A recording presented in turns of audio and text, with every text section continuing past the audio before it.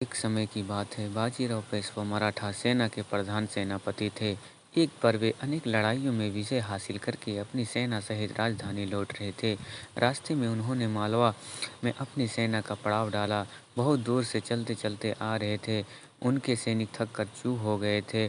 वे भूख प्यास से व्याकुल थे और उनके पास खाने के लिए पर्याप्त सामग्री भी नहीं थी। बाजीराव ने अपने एक सरदार को बुलाकर आदेश दिया, तुम अपने 700 सैनिकों को लेकर जाओ और किसी खेत से फसल कटवाकर छावनी में ले ले आओ। सरदार सेना की एक टुकड़ी लेकर गांव की ओर चल पड़ा। रास्ते में उसे एक किसान दिखाई दिया। सरदार ने उससे कहा, देखो तुम मुझे इस इलाके के सबसे बड़े खेत पर ले चलो। किसान उन्हें एक बहुत बड़े खेत के पास ले गया। सरदार ने सैनिकों को आदेश दिया, सारी फसल काट लो और अपने अपने बोरों में भर लो। यह सुनकर किसान चकरा गया। उसने हाथ जोड़कर कहा, महाराज आप इस खेत की फसल ना काटें, मैं आपको एक दूसरे खेत पर ले चलता हूँ। उस खेत की फसल पककर एकदम तैयार है।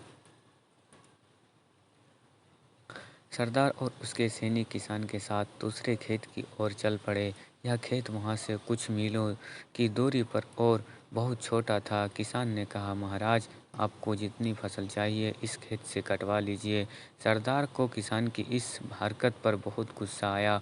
उसने किसान से पूछा, यह खेत तो बहुत छोटा है, फिर तुम हमें वहाँ से इतनी दूर क्यों ले आए?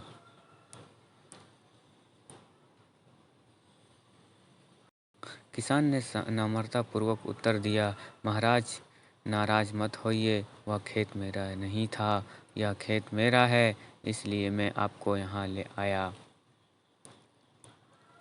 किसान के जवाब में सरदार का गुस्सा ठंडा हो गया। वह अनाज कटवाए बिना ही पेशवा के पास पहुंचा। उसने यह बात पेशवा को बताई। पेशवा को अपनी गलती का एहसास हो गया।